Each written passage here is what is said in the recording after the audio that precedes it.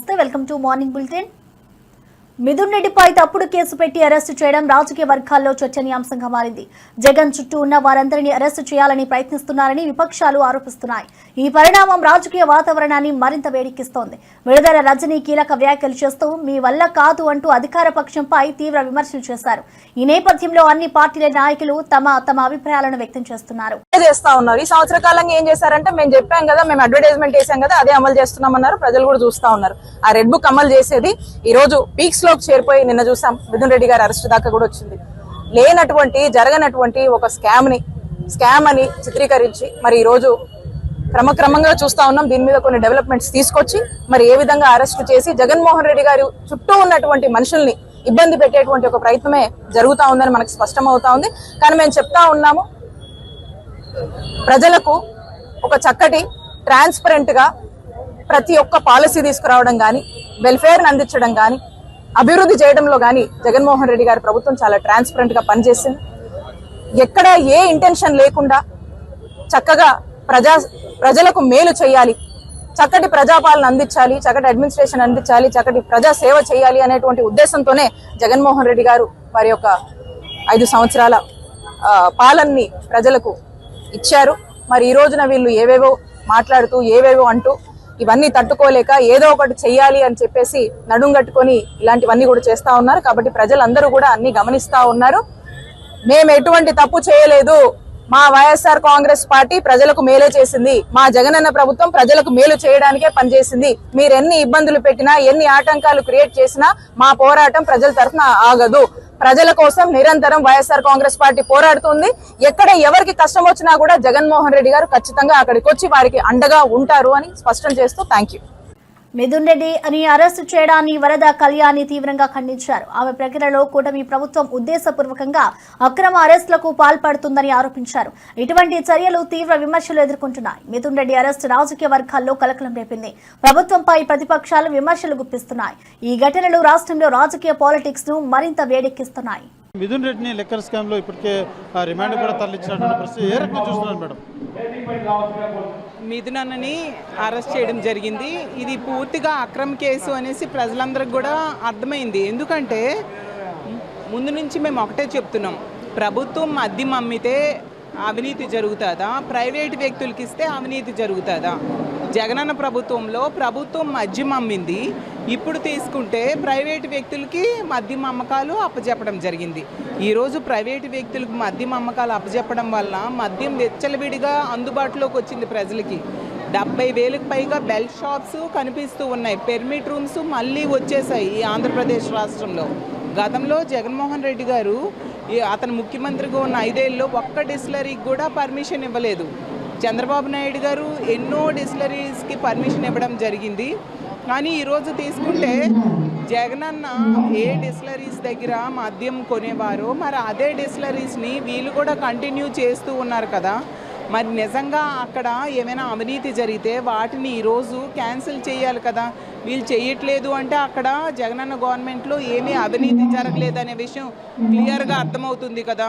యాక్చువల్గా ఈ కూటమి అధికారంలోకి వచ్చి 13 నెలలు అయింది, ఒక్క హామీ అమలు చేయలేదు. పరిపాలనలో పూర్తిగా వైఫల్యం చెందింది. ధరలు ఒకవైపు పెరిగిపోయి, నిత్యావసర సరుకుల ధరలు, విద్యుత్ ఛార్జీల ధరలు, రిజిస్ట్రేషన్ ఛార్జెస్ ధరలు ఇవన్నీ పెరిగిపోయాయి. శాంతి భద్రతల్ని కంట్రోల్ చేయలేకపోతున్నారు వీళ్ళు. విపరీతంగా మహిళల మీద దాడులు, అఘాయిత్యాలు, అత్యాచారాలు జరుగుతూ ఉన్నాయి. వీటన్నింటితో డైవర్ట్ చేయడానికి ప్రజల్లో విపరీతమైన తీవ్రమైన వ్యతిరేకత ఈ కూటమి ప్రభుత్వం మీద వచ్చింది. కాబట్టి డైవర్షన్ పాలిటిక్స్ని వీళ్ళు నమ్ముకున్నారు. ఏ ప్రభుత్వమైనా తమ పాలనను నమ్ముకొని పాలన కోసం చెప్పుకుంటారు. కానీ ఈ కూటమి ప్రభుత్వంలో చంద్రబాబు నాయుడు గారు మిగతా కూటమిలో సభ్యులందరూ కూడా వాళ్ళ పాలన సరిగ్గా చేయట్లేదు. కాబట్టి ప్రతిపక్ష పార్టీని అంతం చేయడానికే వాళ్ళు ప్రయత్నిస్తూ ఉన్నారు. దానికి ఉదాహరణ ముఖ్యమంత్రి స్థాయిలో ఉన్న చంద్రబాబు నాయుడు గారు ఏం చెప్పారు? ప్రముఖ నేత Mudragada Padmanabham Medicover mobile ICU ambulance ద్వారా హైదరాబాద్ యశోద ఆసుపత్రికి బయలుదేరారు. వైద్య సహాయం కోసం తీసుకువెళ్తున్న సమయంలో ముద్రగడ భార్య అంబులెన్స్ కు ఎదురు వచ్చి ఉద్వేగభరితంగా ఉండడం కనిపించింది. విమానంలో తరలించేందుకు నిరాకరిస్తే రోడ్డు మార్గంలో అంబులెన్స్ లో వెళ్లాల్సి వచ్చింది. కేసీఆర్ ముఖ్యమంత్రి అయ్యాక తెలంగాణలో భూముల రేట్లు పెరిగాయని చంద్రబాబు నాయుడు వెల్లడించారు. అయితే రేవంత్ రెడ్డి పాలనలో పరిస్థితి మారిపోయిందని హరీష్ రావు అన్నారు. రేవంత్ 2 సంవత్సరాల పాలనలో భూముల రేట్లు తగ్గిపోయాయని, మరో 2 సంవత్సరాలు ఇలాగే కొనసాగితే పాత రోజుల్లాగే ఏపీలో ఎకరా కొనేందుకు తెలంగాణలో 10 ఎకరాలు అమ్మే పరిస్థితి వస్తుందని హరీష్ రావు అభిప్రాయపడ్డారు. మాజీ ఎంపీ శ్రీ వి హనుమంతరావు బీసీ రిజర్వేషన్ బిల్లును పార్లమెంటు సమావేశంలో బీజేపీ ఎంపీలు సమర్థించాలని పిలుపునిచ్చారు. ఆయన పేర్కొన్న ప్రకారం బీజేపీ ఎంపీలకు నిజమైన చిత్తశుద్ధి ఉంటే బీసీ రిజర్వేషన్ బిల్లు కోసం సహకరించాల్సిన అవసరం ఉంది. ఈ అంశం రాజకీయ వర్గాల్లో ఇప్పుడు చర్చనీయాంశంగా మారింది. బీసీ రిజర్వేషన్ల విషయంలో అన్ని పార్టీల్లో విభేదాలు తీవ్రంగా కొనసాగుతూ ఉన్నాయి. ఇక తెలంగాణలో రాజ్యాంగ పరిరక్షణ కోసం న్యాయవాదులు చేసిన కృషి అద్భుతమని legal cell chairman Shri Ashok Goud పేర్కొన్నారు. న్యాయవాదుల పట్టుదల, వారు చూపిన సేవలు రాష్ట్రంలో న్యాయ వ్యవస్థను కీలకంగా మారాయని ఆయన అన్నారు. అశోక్ గౌడ్ ఈ సందర్భంగా న్యాయవాదుల కృషిని ఘనంగా కొనియాడారు. న్యాయ సేవలో వారు తీసుకున్న చర్యలు, రాజ్యాంగ పరిరక్షణలో వారి నిబద్ధత ప్రశంసలు అందుకుంటోంది. పవన్ కళ్యాణ్ కథానాయకుడిగా నటిస్తున్న హరిహర వీరమల్లు సినిమాకు క్లైమాక్స్ ఆయువు పట్టు అని ఈ కథ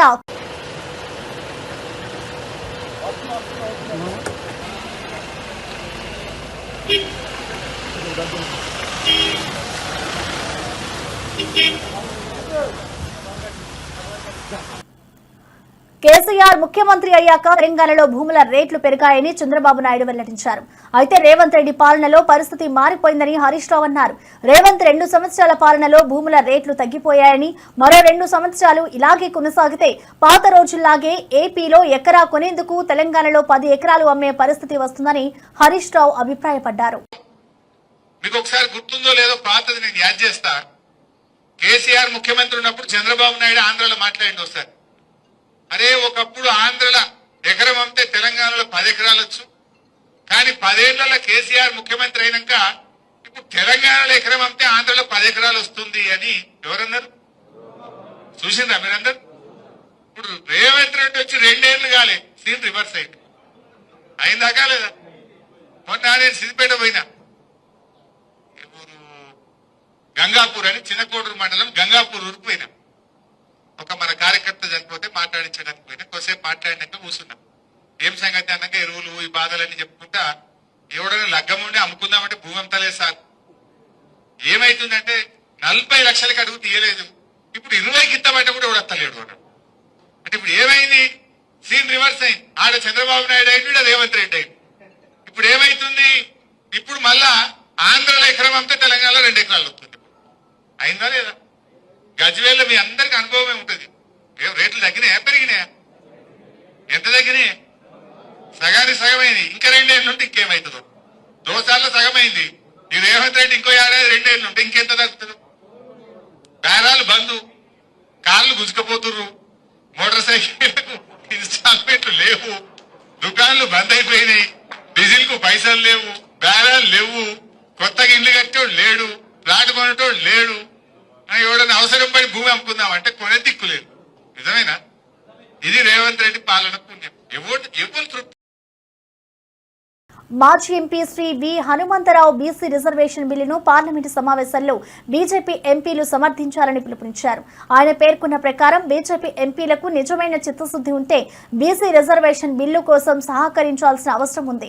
ఈ అంశం రాజకీయ వర్గాల్లో ఇప్పుడు చర్చనీయాంశంగా మారింది.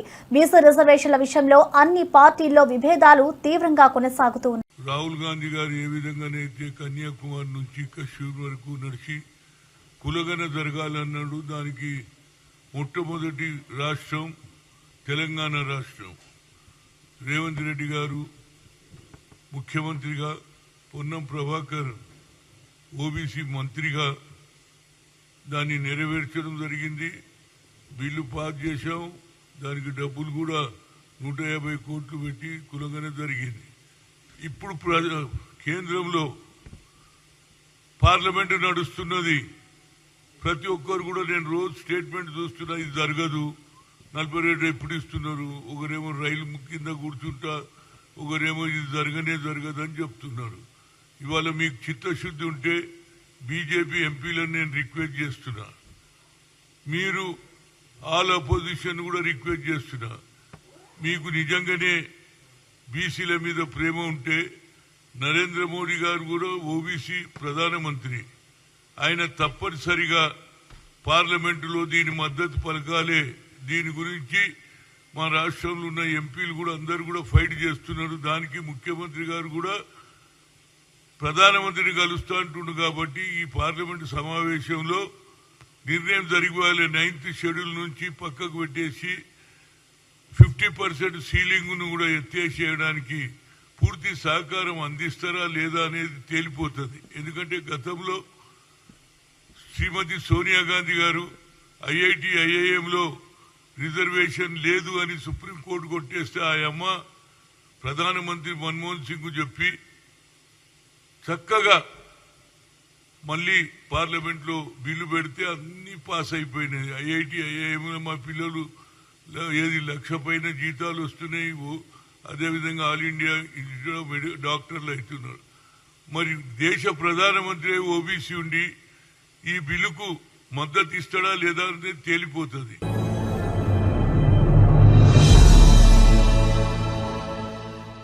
ఇక తెలంగాణలో రాజ్యాంగ పరిరక్షణ కోసం న్యాయవాదులు చేసిన కృషి అద్భుతమని legal cell chairman Shri Ashok Goud పేర్కొన్నారు. న్యాయవాదుల పట్టుదల, వారు చూపిన సేవలు రాష్ట్రంలో న్యాయ వ్యవస్థను కీలకంగా మారాయని ఆయన అన్నారు. అశోక్ గౌడ్ ఈ సందర్భంగా న్యాయవాదుల కృషిని ఘనంగా కొనియాడారు. న్యాయ సేవలో వారు తీసుకున్న చర్యలు, రాజ్యాంగ పరిరక్షణలో వారి నిబద్ధత ప్రశంసలు అందుకుంటోంది. ఈ రోజు జరిగిన మీటింగ్ లో చాలా మంచి విషయాలు చెప్పారు. అంటే how to we focus on the రేపటి మీటింగ్ను ఎలా ఫోకస్ చేయాలి, మన తెలంగాణ నుండి ఏంటి ప్రపోజల్స్, అంటే to protect the constitution, to face the challenges of the constitution మీద ఒక గ్రూప్స్గా ఏర్పడి డిస్కషన్ పాయింట్ను ఒకటి ప్రిపేర్ చేసుకొని మళ్ళీ 25th రోజున మళ్ళీ మేడం గారి ఆధ్వర్యంలో మీ అందరం మళ్ళీ కలిసి రేపటి రోజున ఢిల్లీకి ఏదైతే మీటింగ్ పోతున్నామో అక్కడ మన తెలంగాణ వాయిస్ వినిపించడానికి, అంటే తెలంగాణలో ఉన్న న్యాయవాదులు ఇలా కాన్స్టిట్యూషన్ రక్షణ కోసం పోరాడడానికి ముందుకు వస్తున్నారు, వారి యొక్క పాత్ర ఏంటి, వారు ఇప్పటివరకు చేసిన కార్యక్రమాలు ఏంటి, ఇక ముందు ఏం చేయబోతారనే విషయాన్ని కూడా మేము ఆ రోజున మేడం గారికి వివరించి చెప్పబోతున్నాం. ఈ అవకాశం ఇచ్చినటువంటి మా మేడం గారికి, కోట నీలిమ గారికి, అలాగే నా మిత్రులు వైస్ చైర్మన్ ప్రకాష్ రెడ్డి గారికి, వర్మ గారికి, మోమిన్ గారికి, మా జిల్లా కన్వీనర్ చైర్మన్లు భిక్షపతి గారికి, అభిలాష్ గారికి, అలాగే చాలామంది కన్వీనర్లు ఉన్నారు, మా సోదరిమణులు, అలాగే చాలామంది అందరూ చాలా మా ఆఫీస్ బేరర్స్ రాష్ట్రంలో 3 రోజులు హాలిడే ఉండే అడ్వకేట్లకు హాలిడేస్ ఉన్నప్పుడు కూడా వారంతా కూడా ఈ రోజు రావడం, ఈ ప్రోగ్రాంలో ఇంట్రెస్ట్ చూపించడము. ఢిల్లీకి కూడా చాలా మంది 150 మంది వస్తున్నారు. వాళ్ళందరికీ కూడా మీ అందరికీ కూడా ఒకసారి పరిచయం చేస్తాం. తర్వాత మంచి కార్యక్రమాలు తీసుకొని తెలంగాణకు ఒక మంచి పేరు తెచ్చేలా మా మేడం ఇన్ఛార్జ్. పవన్ కళ్యాణ్ కథానాయకుడిగా నటిస్తున్న హరిహర వీరమల్లు సినిమాకు క్లైమాక్స్ ఆయువు పట్టు అని, ఈ కథ కోహినూర్ వజ్రం చుట్టూ తిరుగుతుందని చెప్పారు. క్రిష్ చాలా మంచి కాన్సెప్ట్ తో ముందుకు వచ్చారని పేర్కొన్నారు. చిత్ర బృందం తరపున క్రిష్ కు పవన్ కృతజ్ఞతలు తెలిపారు. ఈ సినిమాలో నిధి అగర్వాల్ కథానాయికగా నటిస్తుండగా జ్యోతి కృష్ణ సహా దర్శకులుగా పనిచేశారు. అంటే నా జీవితంలో మొట్టమొదటిసారిగా ఎప్పుడు చేశాను ఇంత, నాకు పొలిటికల్ ఇంటరాక్షన్ చేశాను కానీ మీడియా మిత్రులతోటి. సినిమా పరంగా నేను ఎప్పుడు ఆలోచించలేదు, ఇప్పుడు నాకు చేయలేదు. ఫస్ట్ టైం మొదటిసారి నేను ఎప్పుడు కొంచెం మొహమాట పడతాను మాట్లాడడానికి సినిమాకి సంబంధించినంత వరకు. ఇక్కడ సినిమాని ఎలా ప్రమోట్ చేసుకోవాలో నాకు తెలియదు. పని చేయడం తెలుసు తప్ప దీన్ని అంటే మనం ఇంత చేసాం అంత చేసామని చెప్పడం ఎప్పుడు నాకు కొంచెం ఎబ్బెట్టుగాను ఇబ్బందిగా ఉంటుంది. ఇంకా నేను చాలా యాక్సిడెంటల్ యాక్టర్ అండ్ ఇంకా గత్యంతరం లేక టెక్నీషియన్ అయిన వాడిని. నాకు నచ్చే సన్నివేశాలు, నచ్చే సినిమాలు చేసుకోవడానికి ఆ పరిస్థితుల్లో ఇది నా మొదటి ఇంటరాక్షన్. ఇదంతా చేయడానికి, మాట్లాడడానికి ఇదేదో నాకు పొగరు అహంకారం ఏం కాదు. సినిమా గురించి నాకు చెప్పుకోవడం ఎబ్బెట్టుగా ఉండదు. ఏం మాట్లాడాలో తెలియక చెప్తే ఎక్కువైపోద్దా, చెప్తే తక్కువ అయిపోద్దా అని. కానీ ఈ పర్టికులర్ ప్రెస్ మీట్ ఎందుకు పెట్టానంటే ఏం రత్నం గారి కోసం పెట్టాను. సినిమా బతకాలి అంటే ఈవినింగ్ ఆడియో ఫంక్షన్ పెట్టుకొని మళ్ళీ ప్రెస్ మీట్ దేనికంటే మళ్ళీ నాకు మీతో ఇంటరాక్ట్ అయ్యే అవసరం ఫంక్షన్ తర్వాత ఉండకపోవచ్చేమో అని చెప్పేసి అదొకటి మేజర్ ఒక ఇది కన్సర్న్. అదొకటి అంటే రత్నం గారు అంటే ఈవినింగ్ చెప్దాం అనుకున్నా, బట్ స్టిల్ ఇప్పుడే చెప్పేస్తున్నాను ఈ మాట. త్రివిక్రమ్ గారు రాసిన ఒక డైలాగు అజ్ఞాతవాసిలో, ఒక చిన్నపాటి సౌకర్యం కోసం, ఇక్కడ మీరు కూర్చున్న ఒక చిన్నపాటి కుర్చీ కోసం ఒక యుద్ధమే చేయాల్సి వస్తుంది. అలాంటిది ఒక సినిమాని చేయడం అంటే ఎన్నిసార్లు మినీ యుద్ధాలు చేయాలి, ఆర్థికంగా కావచ్చు, క్రియేటివ్గా కావచ్చు, వీటన్నిటికీ సంబంధించి. అలాంటిది నేను క్రియేటివ్ పొటెన్షియాలిటీ పెంచిన వ్యక్తి. ఈ సినిమా చాలా ఒడిదుడుకులు ఎదుర్కొంది. 2 కరోనా పరిస్థితులు ఎదుర్కొంది. అన్నిటికీ మధ్యలో సినిమా మన క్రియేటివ్గా కొంత ఇబ్బంది ఎదుర్కొంది. అల్టిమేట్ ఆబ్జెక్టివ్ సినిమా బాగా రావాలని, నేను ఎప్పుడు ఏం చేసినా సినిమా బాగా రావాలనుకుంటాను. ఈ సినిమా ప్రత్యేకించి ఆయన తపన చూసి నేను ముఖ్యంగా పొలిటికల్ ప్రాసెస్కి వెళ్ళిపోయిన తర్వాత, పాలిటిక్స్కి వెళ్ళిపోయిన తర్వాత, డైరెక్షన్ అని వీటికి దూరమై క్రియేటివ్ పార్టీకి దూరం అయిపోయిన తర్వాత, పాలిటిక్స్ నా ప్రైమరీ ఫోకస్ అయిపోయిన తర్వాత మళ్ళీ దృష్టి పెట్టి సినిమా కావాలి మీరు చెయ్యాలని చెప్పి నా దగ్గరికి వచ్చి కోరుకున్నప్పుడు నేను ఎంత బెస్ట్ ఇవ్వగలను ఆ సినిమాకి అంత ఇచ్చాను. నేను అంటే నా బెస్ట్ ఇచ్చాను. అంటే నేను అంటే అన్నిటికంటే కూడా నేను ఇవ్వలేనిది టైం ఇవ్వలేను నేను. కానీ అలాంటి పరిస్థితుల్లో ఒక క్లైమాక్స్కి దాదాపు 57 రోజులు షూట్ చేయాల్సి వచ్చింది. మండు టెండ బాగా, ఇట్స్ కైండ్ ఆఫ్ మిడ్ మే అంటే చాలా పిచ్చి ఎండ అన్నమాట. అలాంటి ఎండల్లో చాలా కాలం తర్వాత నాకు మార్షల్ ఆర్ట్స్, నేను ఎప్పుడో నేర్చుకున్న మార్షల్ ఆర్ట్స్, ఒక ఎస్క్రీమా కానీ, ఊషు కానీ, నేను నేర్చుకున్న సెల్ఫ్ డిఫెన్స్ టెక్నిక్స్ కానీ, యుఎస్లో నేను ఒక వర్క్షాప్ చేసిన జీత్ కండు ఇవి కానీ, ఇవన్నీ ఈ సినిమాకి నాకు పనికి వచ్చినాయి. నాకు వీళ్ళతో డిఫరెంట్ కొరియోగ్రాఫర్స్తో కూర్చొని ప్రత్యేకించి క్లైమాక్స్ పార్ట్ ఇది అందరికీ ఇన్స్పైర్ చేసింది. క్లుప్తంగా చెప్పాలంటే ఈ సినిమాకి ఇదే ఆయువు పట్టింది. ఈ ఫస్ట్ పార్ట్కి ఎక్కడో కొల్లూరు నుంచి మన కృష్ణానది తీరం, కొల్లూరు విజయవాడ సమీపంలో ఉన్న కొల్లూరు ప్రాంతం నుంచి దొరికిన ఒక కోహినూరు వజ్రం నుంచి అది ఎటు మన గోల్కొండ రాజుల దాకా వచ్చింది, మన హైదరాబాద్ సుల్తాన్ల దాకా ఎలా వచ్చింది, దీని ట్రావెల్ ఇటు వెళ్ళింది. ఇవన్నీ జరిగినప్పుడు దీని నేపథ్యంలో జరిగే కథ ఇది. ముఖ్యంగా ఈ ఫౌండేషనల్ వర్క్ చేసిన వ్యక్తి క్రిష్ జాగర్లమూడి గారు చాలా హై కాన్సెప్ట్తో పట్టుకొచ్చారు దీన్ని. ఆయనను రత్నం గారి దగ్గరికి వచ్చినప్పుడు చాలా బాగా నచ్చి వెంటనే చేసిన తర్వాత ఒక్కొక్కటి కరోనా నిజంగా ఇంపాక్ట్ వచ్చింది. అంటే ఎలా ఉండదంటే, ఎంత హార్డ్గా ఉండదంటే ఇండస్ట్రీ అది ఎవరిని తప్పు పట్టలేదు. ఒకప్పుడు ఆయన వెంట చుట్టిన నిర్మాతలు, ఆయన వెంట తిరిగిన డిస్ట్రిబ్యూటర్స్, హీరోస్ అందరికి, అలాంటి వాళ్ళకి ఒక నిర్మాతగా ఆయన తపన పడుతుంటే నాకు అంటే ఆయన కోసం ఖుషి తీస్తున్నప్పుడు కానీ ఆయనతోటి ఎంత సౌకర్యం ఇచ్చారంటే, అసలు మాకు 1 month ముందు ప్రీ ప్రొడక్షన్ అయిపోయి నాకు అంత సౌకర్యాన్ని ఇచ్చారు. నేను కంపోజ్ చేసిన యాక్షన్ సీక్వెన్సెస్ కానీ, ఫైట్స్ కానీ, ఖుషికి నాకు ఆల్రెడీ ఒక 1 month 1.5 month థియేటర్ నాకు ఇచ్చేసి, మన సురేష్ ఎఫెక్ట్స్ థియేటర్ మొత్తం ఇచ్చి నాకు అంత లగ్జరీ ఇచ్చిన వ్యక్తి ఆయన నలిగిపోతుంటే నాకు నిజంగా చాలా బాధేస్తుంది. ఒకసారి it is not about money, it's not about success, it's about standing by whom you trust, who stood for the people and who stood for the industry. నాకు ఎందుకు ఇది మీతో పంచుకోవాలనిపించింది. సినిమా ఎంత విజయం ఇది నాకు నిజంగా తెలియదు, ఎందుకంటే నేను ఇట్లా అనుకోవచ్చు ఇంకోలా, కానీ ఒక్కటి మటుకు చాలా సిన్సియర్గా చెప్పగలను. Krish came out with very good concept, చాలా హై కాన్సెప్ట్ పట్టుకొచ్చారు. కొంత వ్యక్తిగత కారణాలు, కొన్ని ప్రొఫెషనల్ కారణాలు ఆయన ప్రాజెక్టుకి బయటికి వెళ్ళినా కానీ దీన్ని ఫౌండేషనల్ వర్క్ చేసిన క్రిష్ గారికి మనస్ఫూర్తిగా నా హృదయపూర్వక ధన్యవాదాలు తెలియజేస్తాను మా అందరి తరఫున. అలాగే తర్వాత స్టెప్ ఇన్ అయ్యింది జ్యోతికృష్ణ గారు. నేను ఖుషి సినిమా చేస్తున్నప్పుడు అప్పుడే లండన్ ఈ ఫిల్మ్ మేకింగ్ కోర్స్ చేసి మన డైరెక్షన్లో institute direction film making course చేసి అప్పుడే గ్రాడ్యుయేట్ అయ్యి వచ్చి అప్పటి నుంచి ఉన్నప్పుడు, బట్ యాక్చువల్ తనతో మాట్లాడుతుంటే మోస్ట్ సెన్సిబుల్ డైరెక్టర్ అనిపించారు. ఈ ఒక టైంలో ఏమనిపించిందంటే, బయట ఉన్న మాటలు కానీ అసలు సినిమా వస్తుందా లేదా బయటికి అని ఉండేది. కానీ మాకు ఎప్పటికప్పుడు నీరసం పడిపోయినప్పుడల్లా నాకు నీరసం వచ్చేసేది. సినిమా అవ్వదా అనుకున్నప్పుడల్లా దీనికి ప్రాణవాయువునిచ్చిన వ్యక్తి కీరవాణి గారు. విద్యుత్ శాఖ మంత్రి గొట్టిపాటి రవికుమార్ ఒంగోలులో 4,80,00,000 వ్యయంతో నిర్మించిన సబ్ స్టేషన్ ను ప్రారంభించారు. ఎమ్మెల్యేలు దామర్చుల జనార్దన్, విజయ్ కుమార్ తో కలిసి ఈ కార్యక్రమంలో పాల్గొన్నారు. ఈ సబ్ స్టేషన్ ప్రారంభంతో ప్రజలకు నిరంతరాయంగా విద్యుత్ అందించేందుకు మంత్రి కృషి చేస్తున్నారని తెలిపారు. సబ్ స్టేషన్ల సంఖ్యను పెంచుతూ ప్రజలకు మరింత మెరుగైన విద్యుత్ సేవలను అందించడమే లక్ష్యమని మంత్రి రవికుమార్ స్పష్టం చేశారు.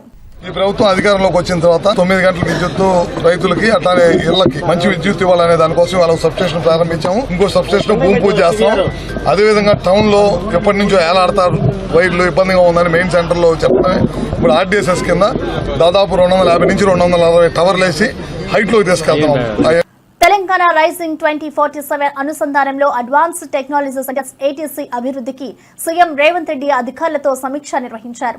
పరిశ్రమల అవసరాలకు అనుగుణంగా కోర్సులు, శిక్షణ అందించేందుకు చర్యలు తీసుకోవాలని సూచించారు. ఏటీసీల అభివృద్ధి పురోగతి, పనులపై వివరాలు అడిగి తెలుసుకున్నారు. నిర్ణీత సమయానికి పనులు పూర్తి చేయాలని అధికారులను ఆదేశించారు. 3 దశల్లో 111 ఏటీసీలను అభివృద్ధి చేయనున్నట్లుగా తెలిపారు. మొదటి 2 దశల్లో 49 ఏటీసీలు అందుబాటులోకి వచ్చాయని వెల్లడించారు.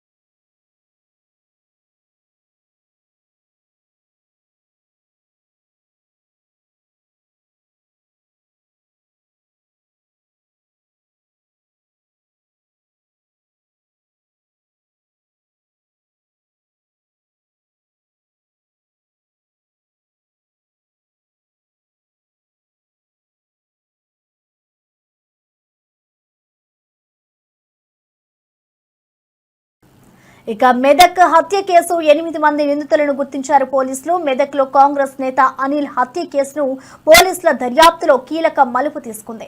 3 నెలలుగా ప్లాన్ చేసిన ఈ హత్యకు పెట్రోల్ పంప్ 5 ఎకరాల భూ వివాదమే కారణమని నిర్ధారణకు వచ్చారు. అనిల్ హత్య కేసులో పోలీసులు 8 మంది నిందితులను గుర్తించారు. హత్యకు కారణమైన 3 ప్రధాన నిందితులు పరారీలో ఉన్నారని తెలిసింది.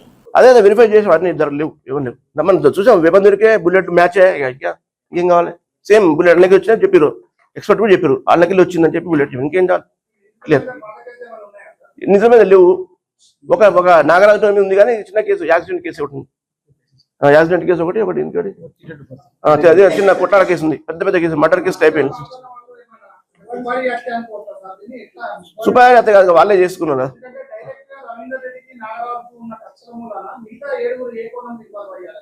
వాళ్ళు పనిచేస్తారు దగ్గర పనిచేస్తారు, వాళ్ళిద్దరు పనిచేస్తారు. నాగరాజు దగ్గర గ్యారేజ్లో పనిచేస్తారు వాళ్ళు. దీనికన్నా వాళ్ళ బిడ్డ పిల్లి వాళ్ళ చెల్లి పిల్లికి డబ్బులు ఇచ్చిండు, ఇవన్నీ చేసేవారు కన్నా నాగరాజు ఇబ్బంది పడుతుందని చెప్పి గమనించి వాళ్ళు హెల్ప్ చేస్తారు ఇద్దరు వాళ్ళు.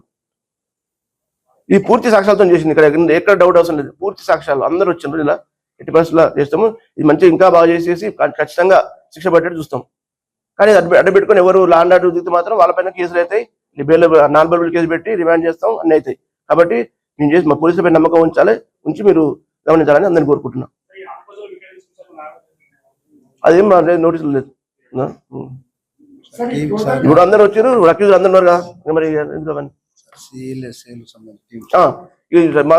ఎటువంటి చిన్న క్లూ లేకుండా కూడా మనం చాలా కష్టపడి చేసిన మన అడిషనల్ డిఎస్పీ ఇద్దరు, తూప్రాన్ డిఎస్పీ, అలాగే మా మెదక్ డిఎస్పీ, ఇన్స్పెక్టర్స్, మన ఎస్ఐస్ సిబ్బంది, ఐటీ కోర్ చాలా చక్కగా చేశారు. అందరు కృషి వల్లనే మేము 4-5 రోజులు లాస్ట్ టైం నిద్ర లేకుండా, నేను కూడా నాతో సహా అందరు నిద్ర లేకుండా గడిపాము. సో నిద్ర లేకుండా గడిపి చేస్తేనే ఇది అయింది, కాకపోతే మనకు చాలా ప్రెషర్ అయిపోయేది. సో అందరు బాగా చేశారు, అందరికీ అభినందిస్తున్నా. తగు రీతిలో వాళ్ళకు రివార్డు కూడా డీజీపీ గారు ఇస్తున్నారు, త్వరలో రివార్డు కూడా ఇవ్వడం జరుగుతుంది. మీకు కాపీ ఇస్తాం, తీసుకోండి. కాపీలు ఇచ్చే ఓకే, థ్యాంక్ యూ. కూర్చోండి. ఓకే అయిపోయిందా, ఇచ్చే కాదు ఇచ్చే. ఏమన్నారు చూడండి, మీరు చదువుతారు, అర్థమైతే క్లారిటీ ఉన్నది.